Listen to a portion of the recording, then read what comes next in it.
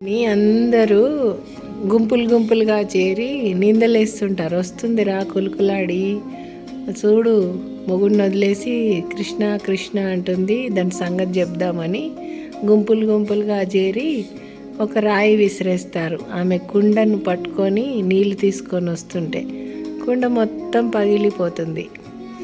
కుండ పగిలిపోగానే కృష్ణ కృష్ణ అని పడిపోగానే ఆ కుండను విరగొట్టినోడు, రాయేసినోడు చెయ్యి పడిపోతుంది.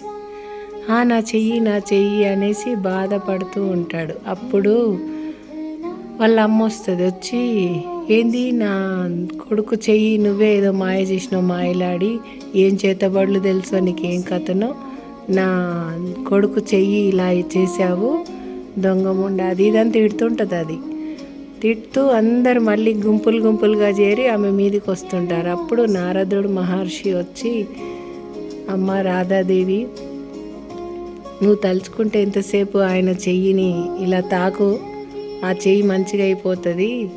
రాధాదేవి యొక్క భక్తి నీ చెయ్యిని అలా చేసింది. ఆనాడు నారదుడు వచ్చాడు చెప్పడానికి. ఈనాడు ఎవరు వస్తారు అంత భక్తిని, రాధాదేవి అంత భక్తిని కాపాడడానికి నారదుడు ఈ కలియుగంలో కూడా రావాలి.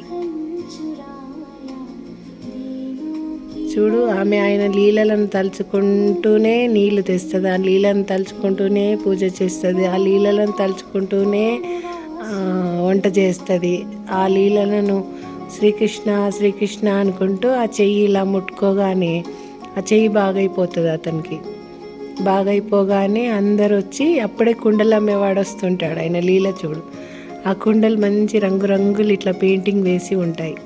అప్పుడు తలా ఒక కుండ కొని రాధమ్మకి ఇస్తుంటారు. కుండలన్నీ అమ్మకి ఇచ్చే, ఇన్ని కుండలు నాకెందుకు, నాదొకటే కుండ కదా విరిగిపోయిందంటే అందరు అభిమానులు అవుతారు ఆమెకి. అయ్యి అందరు కుండలు కొనిస్తే, ఇన్ని నాకొద్దు, నాకు ఒక కుండ చాలు, నా కుండ నాకు అని ఉంటుంది.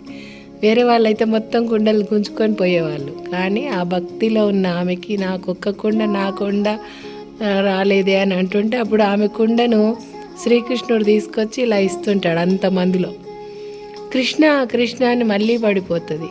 అప్పుడు అందరు అనుకుంటారు, చూడు ఆమెకి కృష్ణుడు కనిపిస్తున్నాడు, మనకు కనిపించట్లేదు. గోవర్ధనగిరి ఎత్తి మనల్ని కాపాడినాడు, ఆయనను పిలవాలి మనము, ఆయనను పిలిచి మనం ఒక పండుగ చేయాలని చెప్పి ఆహ్వానం పంపిస్తారు. ఇక ఈమె యొక్క భక్తికి పరవశులయ్యి రాధాదేవి ఆయన గురించి చెప్పి చెప్పి చెప్పి చెప్పి అలా ఆయన గొప్పవాడైపోతాడు. గొప్పవాడంటే అంత భక్తి కృష్ణుణ్ణి ఎవ్వరిని ఒక్క మాట అననీయదు.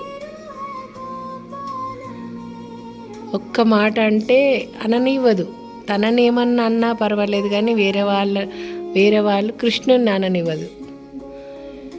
హరే మురారే ఏనాదు నారాయణ వాసుదేవ శ్రీకృష్ణ గోవింద హరే మురారే ఏనాదు నారాయణ వాసుదేవ. ఎంత చక్కగా పాడిందో ఈమె.